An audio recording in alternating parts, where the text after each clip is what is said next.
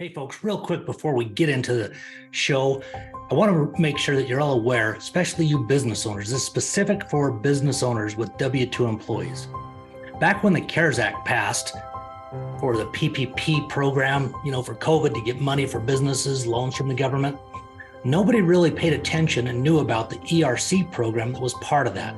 There was tens of billions set aside for this. And what it is it allows you to get an employee retention credit refund back for your W-2 employees. This is literally a refund. There's no gimmicks, no nothing. You get a check or a wire right into your account, but a check just like you'd get on a normal personal tax refund. It comes right from the IRS. I've helped about 45 businesses by referring them to my buddies over at Jorns and Associates. It's a CPA firm who specializes in ERC. I connected with them just about 2 years ago, way before anybody else was talking about this. They only work with clients for ERC. That's it. They're experts. They specialize in it, so they get the maximum refund amount per employee, and that amount can be up to $26,000. So if you'd like to see if you qualify, just go to maxerccreditrefund.com. That's maxerccreditrefund.com. Welcome to the podcast Life After Addiction and Indictment. I'm your host, Steve Cloward, and I spent most of the last decade and well over $100,000 on coaches, consultants, masterminds, and events trying to figure out how to reclaim my life again. On this podcast, I'm going to share the tools, the tips, the tricks, and the hacks that allowed me to forgive myself so that I could reclaim my life again. I'll be interviewing experts in mindset, leadership, entrepreneurship, sales, marketing, branding, and so much more. I'm glad you're here. Sit back and relax and enjoy the show. Let's go! This is Life After Addiction and Indictment. Hey, welcome back to Life After Addiction and Indictment. Today I've got a gentleman from the land down under who's joined me, who's got just an incredible past of things that he's accomplished and been involved in his life. So I'm excited today to welcome Alan Stevens to the show. How are you doing today, Alan? Pretty good, Steve. How are you? I'm doing very well, thank you. Appreciate you taking the time out today. Would you mind, giving us a little bit of backstory on, your background and your expertise, and we'll go from there. How's that sound? That sounds pretty good to me. Well, where I am at the moment is I'm a profiling and communication specialist, and virtually what I do is I teach people how to read other people so that they can build better relationships, be able to understand their personalities, and then be able to understand their emotions and be able to build on that knowledge. My background, I'm here in Australia. I'm now presently in my 70s. I've been around for a while, you can say that. And through my life, I've been married and divorced twice. I've raised my 3 sons on my own from the age of 4, 11, and 12. I've been a surf lifesaver and looking after 3 beaches as a zone supervisor. Worked in just about every industry you can think of. Started my career with our national telephone carrier, which was a 23-year career. I left them at the age of going into my early 40s.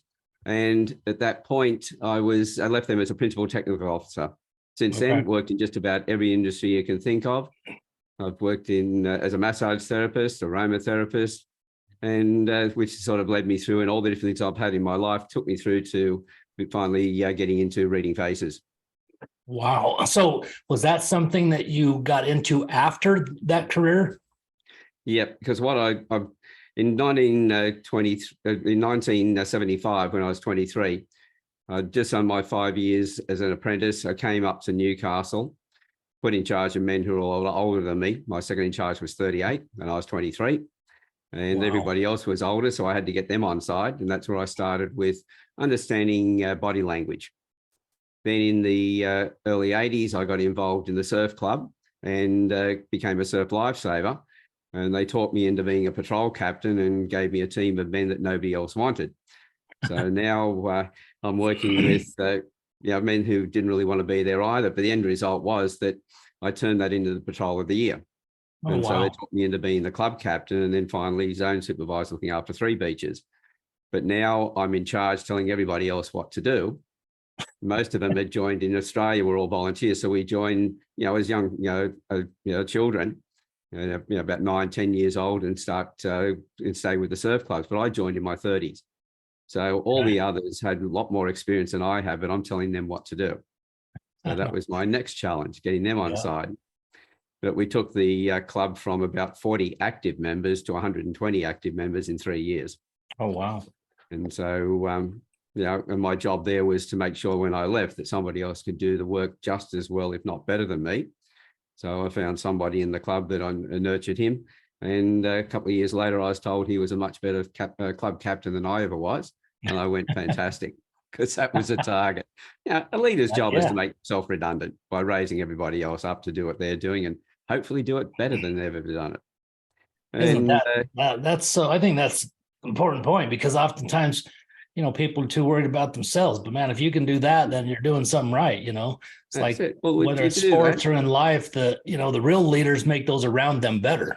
That's it. Because especially if it's your business that you're running, you want people in the business who are smarter than you, who can do the work that you don't want to do or can't do. So you can go on holidays and the company will still grow in your absence. Amen. If you want to work on your business, you've got to have people in the business who are working in it. And the only way you can do that is if you have the right people and you've raised them up. So if you're worried about the others being smarter than you, you're putting yourself in a prison. That's right. There's no area you can expand to. Yep. And so I've learned that all the way through my life. I've made myself redundant in every area that I've worked in. And with the, while I was in the club, just after I left them, my first wife decided she wanted to leave. And I had the 3 boys to raise on my own, and they were 4, 11, and 12. Oh, wow.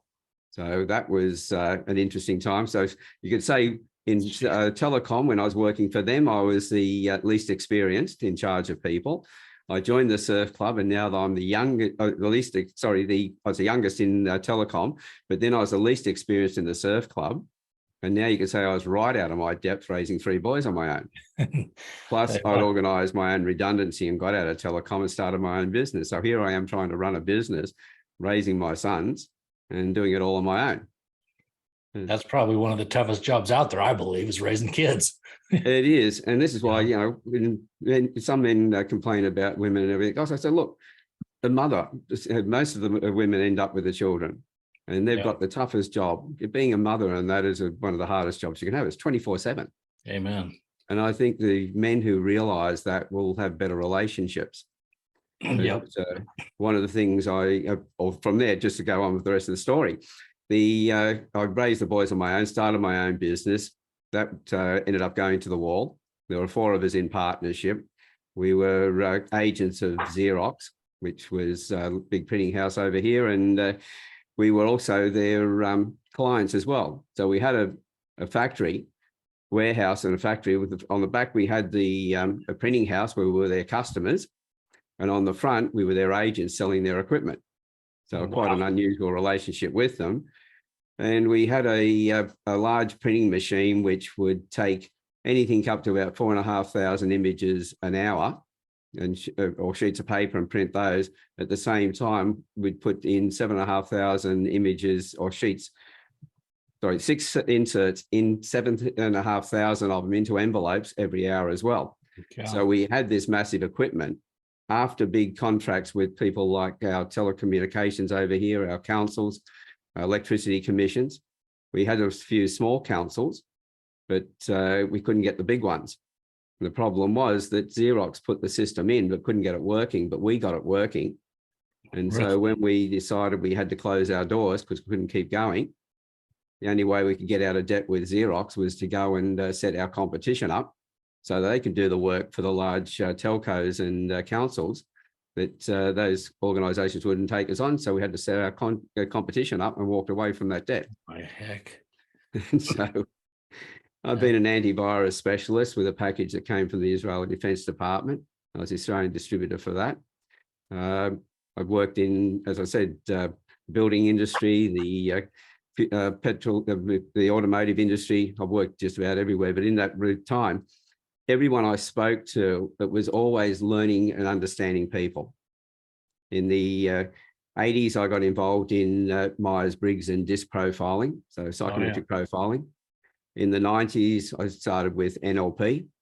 And then in the early 2000s, I was working with a company that brought me in because none of the students made any money. So I wanted to find out all these currency traders who they were training, why they weren't making money. And we were using psychometric profiling at the time. And in that, we found that people still didn't match their personalities when they went live. I needed a better system. And somebody said to me one day, "You ever looked at reading faces?" Really? Now, my belief is the most important thing you'll ever learn is the next thing you learn after you think you know everything. Isn't that right? Yeah. That came from one of your coaches over there in UCLA, John Wooden. Yeah. And so I've always believed that's pretty much why I've lived most of my life. And the end result was, next thing you know, I found the Paul Ekman, who taught the micro expressions, and I trained with his group. And then I picked up the facial features to an English lady who lived in California. And I realized that the two skills work very well together. They complement each other, along with body language and also the verbal language we use, and created rapid trait profiling, which is now pretty much unique worldwide. Wow, and you worked with some of the biggest corporations out there doing this stuff, haven't you? That's right. Wow. So Disney Films, Gillette, the Australian Federal Police, the tax office over here in Australia. What are some of the things they specifically hired you to do then? Well, with Gillette and Disney, they were doing a joint venture. It was after the Rogue One Star Wars launch. Disney were unveiling all of their outfits and the new stormtroopers, and Gillette had their new razor, and they were using all the players from Rogue One in the ad for Gillette. So they flew me to Pinewood Studios to be interviewed by the world's press. I think it was about 120 journalists, to explain the stories a face tells before you utter a single word. And so that was a very good gig. I enjoyed that one. It was virtually a 10-day holiday. Wow. Well looked after, and that chauffeur driven everywhere for 3 hours work. And got paid handsomely. So yeah, more of those gigs I could really go with. Well, that's what happens when you become an expert at something that provides value, That's it.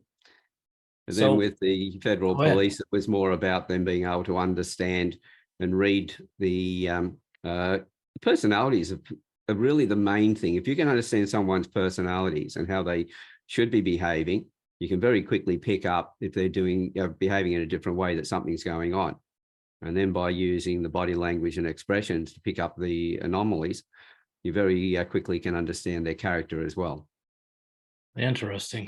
So would that be in a situation with, say, the police, if you were able to read somebody and understand, that something just isn't right, that would help you know either what they had done, or maybe that they're on drugs, or, various different things. Is that kind of what you're talking about then? That's it. So my second oldest boy is a federal policeman, and he'd done my course. And when he's in the lockup with the other prisoners, the other guards other police have problems with the inmates, people that've got there overnight, but he has no problem with them. He's able to talk to them in a way in which they, if he says jump, they just want to know, well, how high do you want me to jump?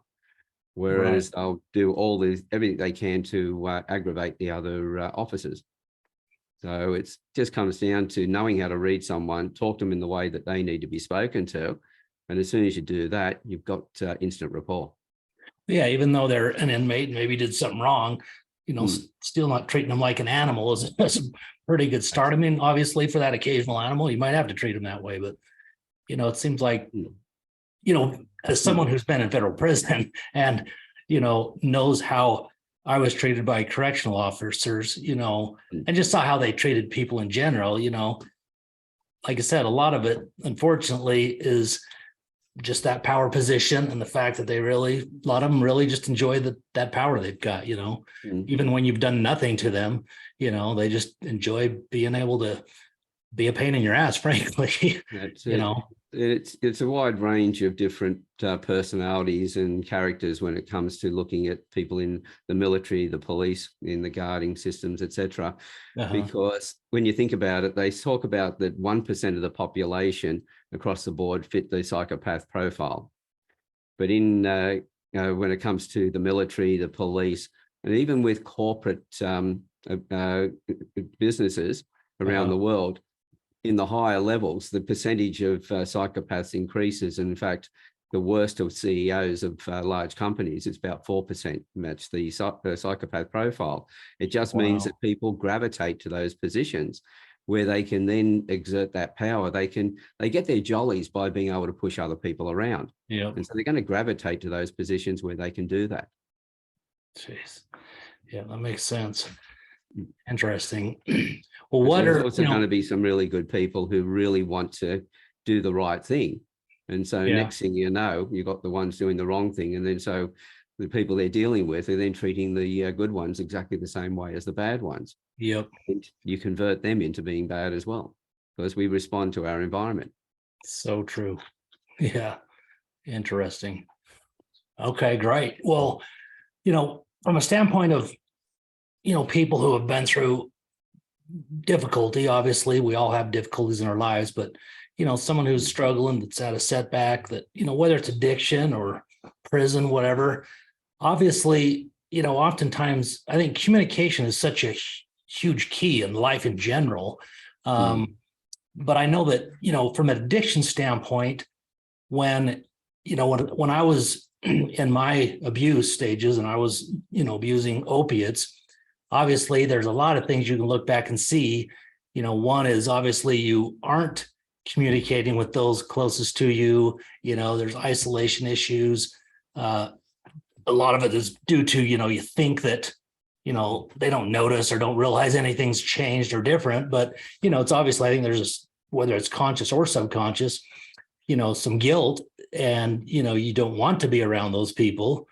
And so there's also often a lot of wreckage that is created as well, which then damages relationships. And so, from your experience, what are some of the things that would help people, to really, I guess, as they turn their lives around and are trying to rebuild and reclaim their life, what kind of advice or things could you, provide that would help, them kind of start to mend the fences and because a lot of times there's a lot of shame and, you just, you sit there and beat yourselves up. So you don't think that you're even worthy of, some of these relationships, honestly, depending on how much damage you've done.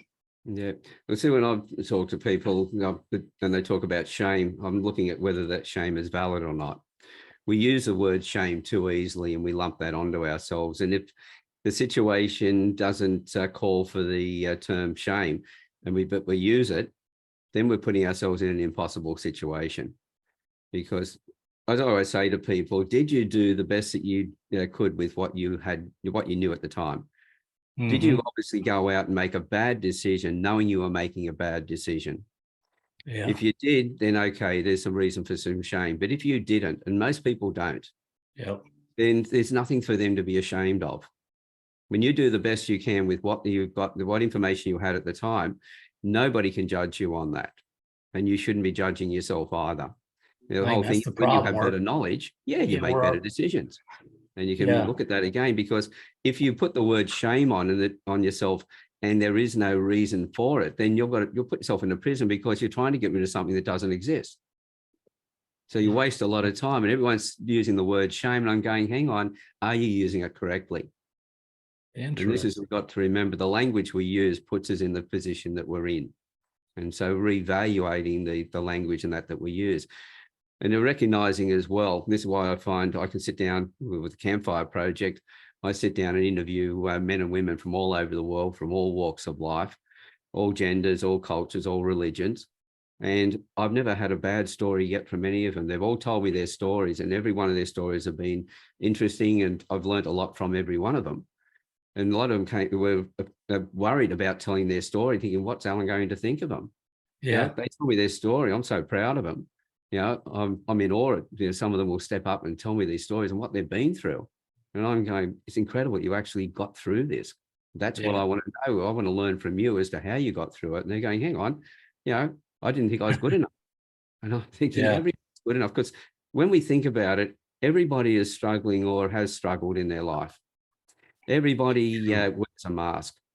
And which is what people say, everybody pretends they're not wearing a mask. Yeah. And at the same time, we are the sum of all of our experiences, or more to the point, we're the sum of our response to all of our experiences that we've had in our life, good and bad. And so when you look at that, we talk and people worry about, I've got mental health issues. I feel that I can't talk to people about it type thing. The end result is that everybody's on the scale. It just depends on which end of the line you're on today. And once we realize that you get out of bed and you stub your toe, and then next thing goes wrong and you're having a really miserable day and you're cranky and everything else. Well, your mental health wasn't as good as it was before you got up when you were, having a happy dream. So it moves along the line. And once we understand that and we realize that we're all on the scale, it just depends on our circumstances, our response to those circumstances as to where we are on the line. And just, an event could happen and very easily we could slip down the other way. Once we understand that, we can have a lot more compassion for each other. But also understanding ourselves as well. The more we know our own personality, we know why we do the things that we do. Every trait that each and every one of us has an upside and it has a downside. The upside is where our strengths are. When we're happy, this is where we're efficient. We're doing the things that we love to do. We're working for an organization. That organization makes more money because we're more efficient and productive.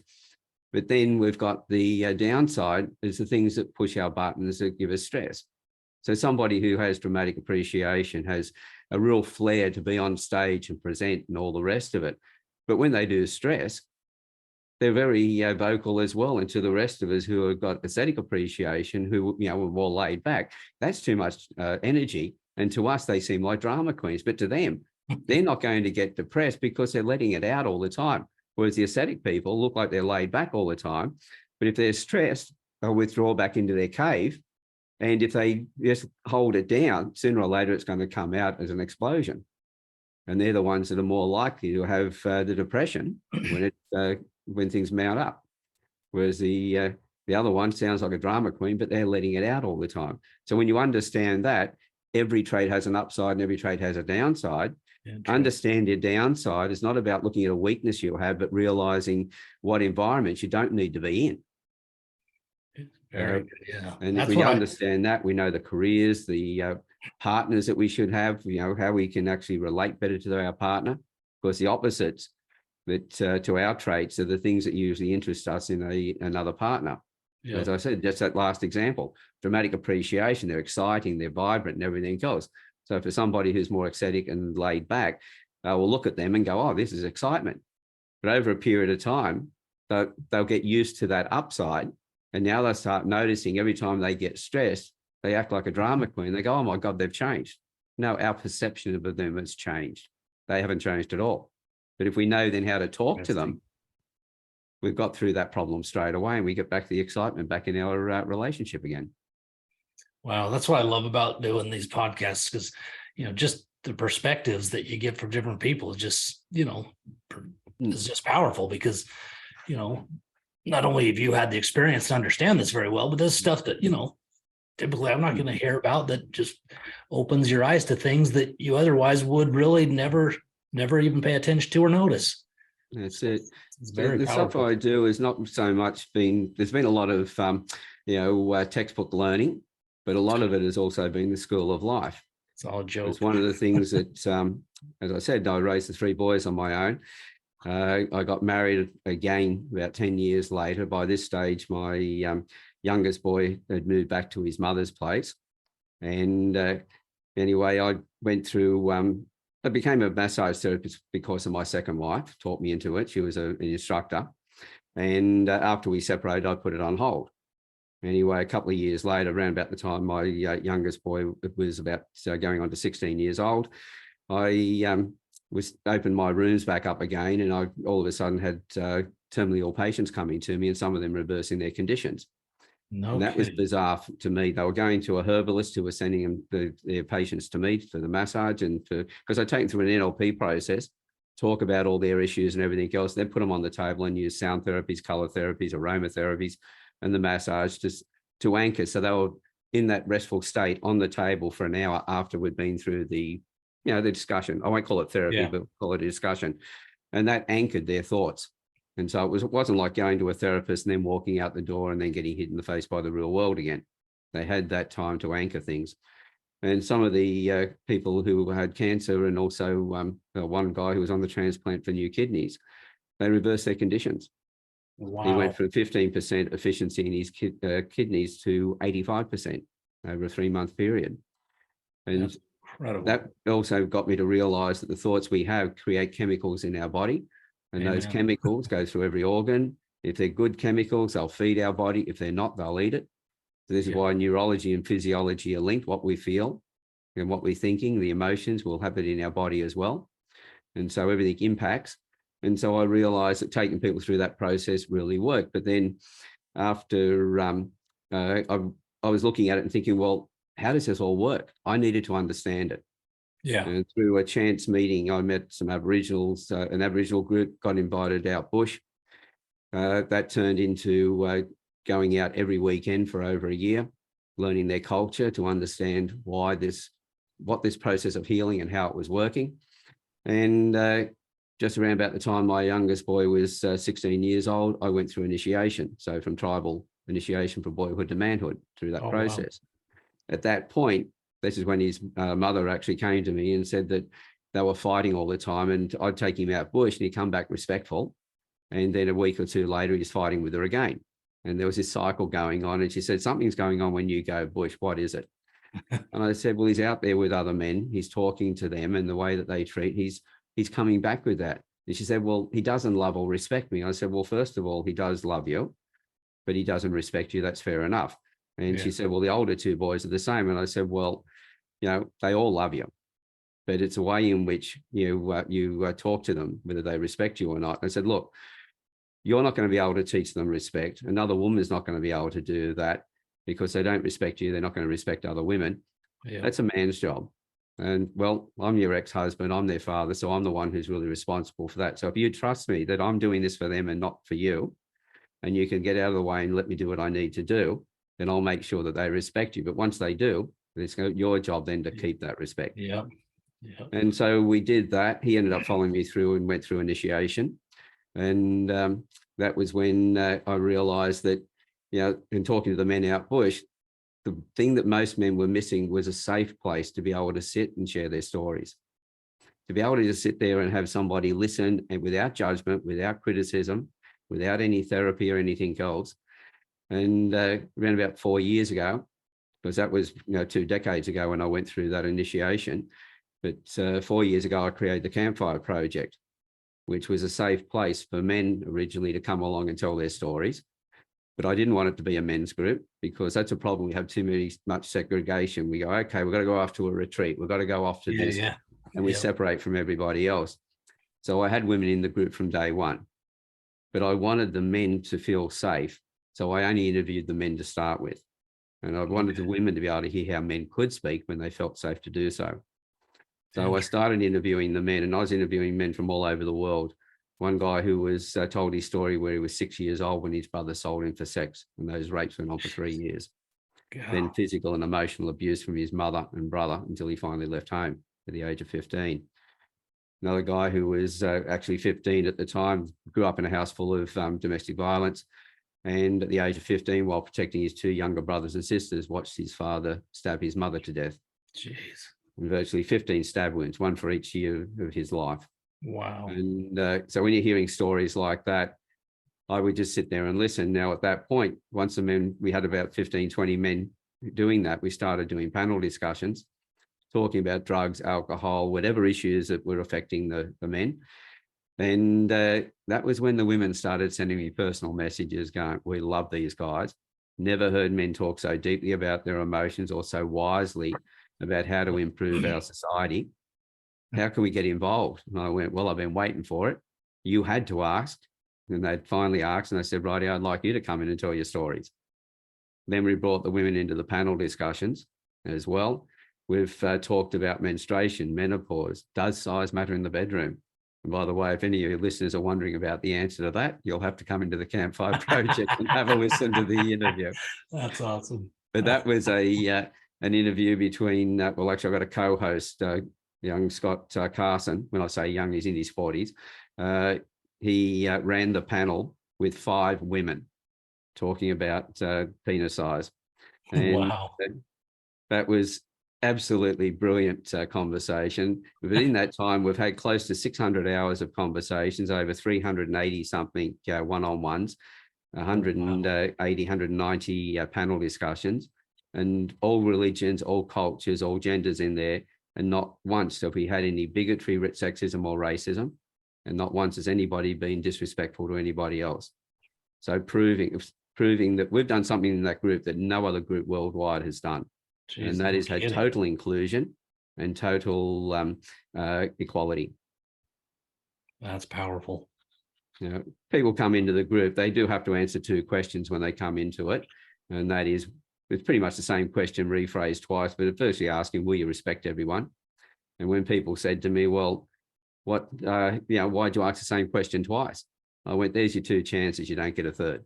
The moment you come in, if you've answered it twice, then I expect you to be respectful all the time. If somebody is not, I would take them out of the group, talk to them outside the group. If they can prove that their worth, they could come back in. But the group itself has been designed so that anybody can put their hand up and tell their story. We've got Angela Heiser, who is a friend of mine up in Queensland. She will run those as well. We've got Scott. So you've got the old guy in me, the one they call Papa Smurf. You have Angela with the feminine energy, and then you've got Scott with the younger male energy. And so people can then choose who they want to do that conversation with, and then they can come in and join any of the panel discussions that we're running at the time. So do you do you do a one-on-one discussion? Yeah. In order for them to get into the group? Yeah. Because think about it, if somebody is, say, a coach or a counselor or something like that, when you've got a group, people will try and put posts up on your group and sell their wares. You know? Exactly. You know? And I've been pretty irreverent about the number of coaches out there. The quality of them is pretty broad. And I have said in the past that when one psychologist asked me about, well, tell me about all these life coaches, I said, don't worry about it, mate. I said, they're on every corner like prostitutes in a red light district. So true. And I said, and I went a bit further with that. And I said, well, look, just like prostitutes in a red light district, they'll either give you herpes or the ride of your life. So pick a good one. But that's the whole thing, that there's a lot of good coaches out there, but because of a lot of them who have, we get into counseling and coaching and things like that because we have a need. We're always driven to where we have a need ourselves. Right. And so a lot of those people, take my hat off to them that they're actually trying to do something about changing their lives, but a lot of them are jumping into the counseling role or coaching role long before they've actually worked through it. Yeah. And that's where I have a little bit of a problem with that. But so that's why anybody can come in and tell their story. Once they've told their story, they can then join the panel discussions, etc. If they happen to be a coach or a therapist of any form, by telling their one-on-one story, they've got credibility. Yeah. And if they pick up a client through that, well and good. And that's between them and the client. We don't make any money out of the Campfire Project. It's not for that purpose. And that was one of the reasons why I never wanted it to be a business, because quite a lot of those that have turned into businesses lose their focus. Yeah. This is purely about serving other people. Yeah. And so that's worked really well. And if somebody's actually running their, and by the way, if they are a coach and they're running a workshop or something like that, once they've done their one-on-one, we will advertise that free of charge for them in the group. Oh, but they have to have done the one-on-one. Otherwise, they've got no credibility. Right. And so that's the important side of it. And that's worked extremely well. And if they happen to be running their own group, then we'd love them to come in, tell their story. We can then promote their group to the rest of our community. And at the same time, by getting them into panel discussions with each other, then all these leaders of the groups, I guarantee you're going to go through a lot of tough times while you're running a group, especially if you're in charge of it. Who do you turn to when you're under pressure? Well, my sneaky way is to make sure that they've got the other group leaders that they can then call on, because then they've got peer support. Yep. So that's just another thing I'm throwing into it. So everything is all about how to make further and deeper connections and bringing people together. There's a thing called Dunbar's number. That's certainly what we need in the world today, for sure. That's it. There's a thing called Dunbar's numbers. Dunbar worked out that a community, the maximum size you can have in a community is 150 people. But then each of those people can be a member of another group that has another 149 people in it. Okay. And that's why I've looked at, and that's virtually, when you think about it, it's like a spider's web or a net. Everything's connected. Yeah. And nothing's really the one focal group, but the Facebook group that we're running with the Campfire Project brings people together and then connects them out from there. So we're no more important than anybody else at the end of it, but we've started the focus of getting that net started in the first place. That's a brilliant concept. Yeah. And most, unfortunately, like you say, there's not only a lot of coaches and consultants, and like you say, a lot of them that jump into it just to think they can start a business. They don't even have, not only the credibility, but let alone the life experience, and, so most people also seems like are, too focused on self, and what you're talking about is exactly opposite of that. And that's what it's all about, man. We need each other, That's it.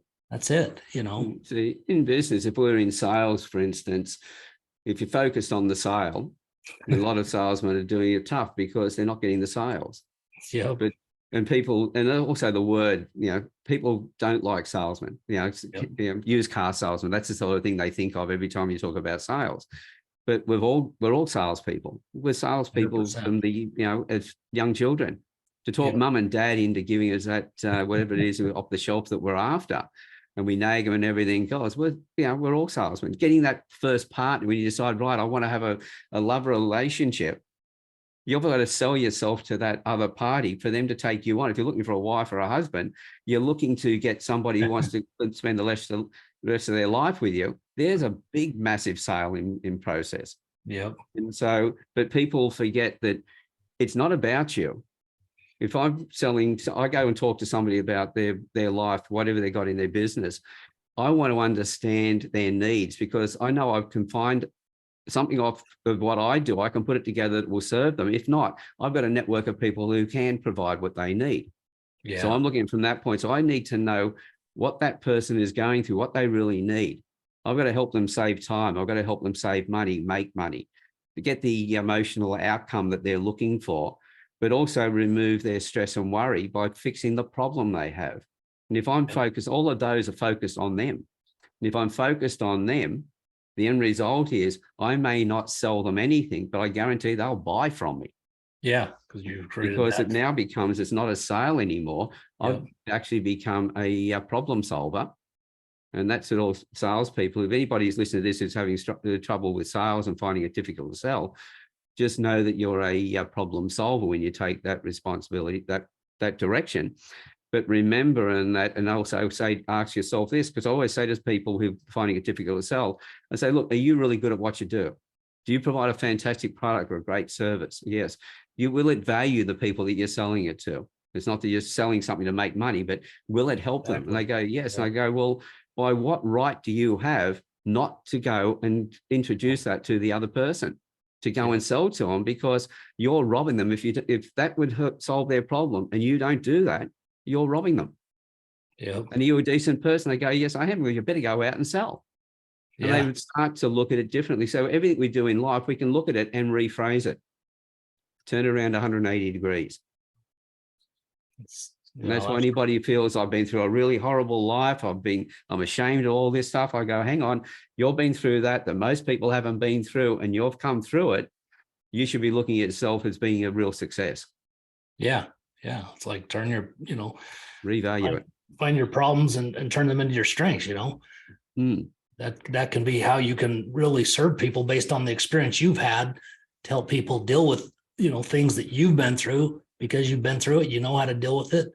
And, like you said, when it comes to selling, it's really just taking somebody from point A to Z, whether it's that pain situation or whatever they're lacking, to get them what they're looking for, in in the shortest amount of time sometimes, and so they don't have to stumble and fall down so much. It's just get that mentor that can show you the path.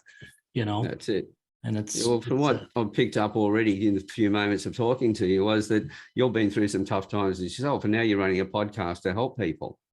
So you're taking your background and you're bringing that into a place of service. Yep. And this is the other thing too. If anybody uses the term out there, I'm a servant leader, drop it. Yeah. You're a leader who serves. Bingo. Because when we use the word servant, we feel like that we are beneath somebody. How can you give them the best if you feel that you're beneath them? But if you serve people, then it's completely different. It's like when I go to a restaurant, for instance, and a waiter or waitress comes and serves me. They're above me, not only physically standing above me, but at the same time, they're the one who can actually bring to me what it is that I need. I respect them, and you always talk to them with respect. Yeah. And thanking them for their service and everything else, because without them doing that, I wouldn't have got what I needed. So they may think as a waiter, they really don't measure up to the person that they're serving. I go, change that. You're equal, if not more than in that moment, you're providing the service that person can't do themselves. Yeah. Revalue what it is you do. It doesn't matter what part in life you are, what work you're doing. If you look at it and you realize the strength that you've got there, what you're doing, honor yourself in that process. Because a lot of people look at themselves and go, okay, here's the executive with the car, the clothes and everything else. And I go, well, a lot of them are absolutely miserable. They've got to make a lot of money to pay for their medical bills because they're so unhappy about things, and their health then suffers because of it. Yeah. You're doing something you love to do. You're going to be healthy in your body. You're going to be healthy in your thoughts. And don't measure yourself on what somebody else is making, because you might have to take their life on if you had that money, and their life may not be that good. It's so true. Just honor yourself, and that if you're doing the best that you can, then that's the best anybody can do. You're a winner. Yeah. I'll say. Well, what are some of the benefits people get from actually learning how to do face reading? I'll give you a couple of examples. Actually, it was only 2 days ago, I had one of my previous clients came over and brought a son over with 10 years ago, or actually no, 12 years ago, when he was 6 years old. I profiled him for her because she was having problems with the school. He has Asperger, and it was too much for the school and the after schools care to handle. They wanted him to be medicated, and she didn't want to go down that line. And she was virtually, the joke was that the principal had her on speed dial on his phone, because every other day she was in there, she's in trouble with the principal. And so I profiled him. She took that report to the school and the after schools care. And after she knew how to talk to him in the way that he needed to be spoken to, it wasn't about changing him at all. It was just talking to him in a different way. She went and she played the school and the after schools care against each other by telling each of them the others were doing it. And if they didn't do it, it'd fail and it'd be on their heads. And neither parties wanted to be held responsible. So they all came to the party and did what she suggested. He's no medication. They got rid of the psychologist, didn't need him anymore. The doctors approval with everything that they did. And he's at the age of 18 now, he's an entrepreneur. Oh, that's great. Which he never would have been if he'd been medicated and gone down through the other system, because they would have just medicated him to fit the system. Exactly. So everybody else is right. And that's what we do with all these kids. We overdiagnose them because now there's a box for everyone we can put people in. Yeah. To sit down with a professional, a psychologist or a psychiatrist, and they pull their forms out. There's plenty of boxes on them, and everybody would fit into one of those boxes. Hell yeah.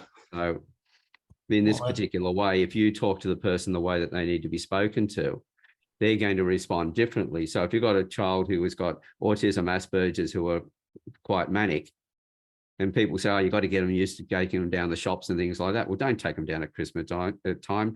Do not take them down there at peak operation times. Yeah. Take them down when it's quiet. Take them down in small lots. If you tell them you're going to take them down, you're going to be down there for an hour. Don't stay an hour and 10 minutes. Make it the hour, because they're going to be watching. Everything's got to be literal. Yeah. And so if you understand that, and you're talking to them differently, they don't get triggered. If they don't get triggered, you don't have to medicate as much. If you don't have to medicate as much, the end result is they're going to be more alert, and they're going to learn and grow more effectively. So Wow. all in the communication. And that's based on the facial features, which I know psychologists will go, "Oh, is that phrenology, bumps on the head?" It was about character, serial killers and that sort of thing. The face tells me your personality. If you think about it, if you lift weights, you're going to build muscles in your body, like bicep curls. You'll build your biceps up. At the same time, everything we feel inside, we express outwardly. That's why when we're happy, our chest is out, our shoulders are back, we're standing more erect, spring in our step. When we're unhappy and everything else, we're slumped over, our shoulders are curled in, we've got the scowl on our face, the frowns. So everything that we feel inside, we will express outwardly. So when you're concentrating and thinking, you're going to pull expression over and over and over again. If you think in the same way, you're going to pull the same expression over and over. The ridges and crevices you create on your face are a history of how you like to think and process. If you frown all the time, the corner of your mouth is going to turn down. It's going to stay down. You start laughing and having a lot more joy in your life, you'll exercise the muscles above it and the mouth will start to turn up again. Just muscle memory, right? That's it. So there's your nurture traits, the ones which are your response to your environment. There are some traits that were passed down from your parents in the DNA. And we know that's true because every memory we have is stored in every cell of our body.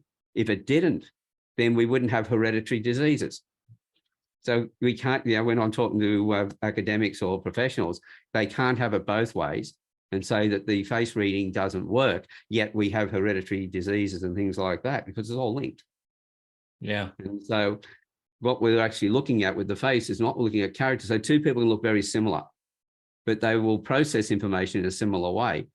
But what are they processing? What's the intent behind it? So two people could look similar. One could be a saint, one could be a sinner. So one's trying to figure out how to rip the society off. The other one is trying to figure out how to help the society. And so, and this is why just having that knowledge of knowing how to read people, how many times in the past has there been somebody who's done the wrong thing by you? Next thing you know, you see somebody who looks a little bit like them. What do? You don't trust them. There's that feeling that they're like the other person. And people say, "Oh, but I was right," because over time they behave the same way as the other person. I go, "Yes, but you pulled back. They've noticed that you've pulled back. They've therefore pulled back in response to that. And therefore now you're telling everybody that it was a self-fulfilling, that they were exactly like the first person. But what it is, it's a self-fulfilling prophecy. You created it." Yeah. So the old phrenology was the why people were doing things, whereas the facial features and the personality is about how they do things. So if I see somebody who looks like somebody who's done the wrong thing by me in the past, I get that initial feeling, but I snap it in the bud really quickly and go, hang on, I know that comes from that person from the past.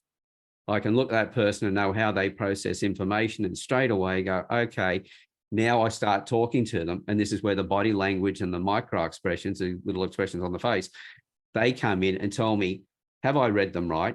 Is there something emotionally going on? And is that person telling me the truth? So you've got, some people might call it a lie detector, but where I use a micro expressions is not so much as a lie detector, but as a truth seeker. If I'm seeing that somebody is not operating as the way their face is telling me that they should be operating, then I know something emotionally is going on. And now I then want to find out why and find out what that is. Because it could be that they've just been having a really tough time. For somebody I'm trying to sell to, I'll stop selling, get into a conversation with them, help them through that. Bingo. We may not do the sale at that point, but I guarantee they're going to remember me and they're more than likely going to come back and also send other people to me. That's so true. That's what I always tell guys that, work with, for me, people buy from people that they know, like, and trust.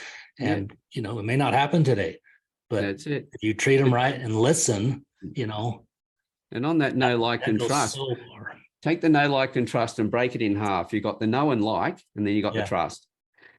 People will listen to people that they like. Yeah. They won't listen to people that they don't like. Then you'll have the people will do business with those that they trust. So I always work on the principle that being kind to everybody, building relationships with everybody, because those people will go out and talk about you. If people are talking about you, you want them talking about you in a positive way, not a negative way. Right. So this is another reason why I say to even the people who find it like a bit sociopathic or even psychopathic, well, when it comes to a psychopath, they have three types of people they deal with. The ones that they can benefit from, so they ingratiate themselves to those people. The ones that threaten them, they try and destroy. The rest of the population, they ignore. And so when they ignore people, they're not building any relationships. And the people they ignore are the ones who can pick out the psychopaths the easiest, because they're watching from a distance. So watch how they ingratiate themselves to some people, and they watch how they push other people around. But now you've got all that large group of people who don't really connect with them. Yeah. But this is why when you go to the restaurant or anything else, be polite to the doorman, be polite to the waitresses, the waiters, the chef's compliment on the good food and everything else. Be polite to everyone, because those people are going to be thinking about you. They feel about you as a response you're going to get back. Yeah. Absolutely. Now, if you do that all the time, people will say, oh, but some people might be putting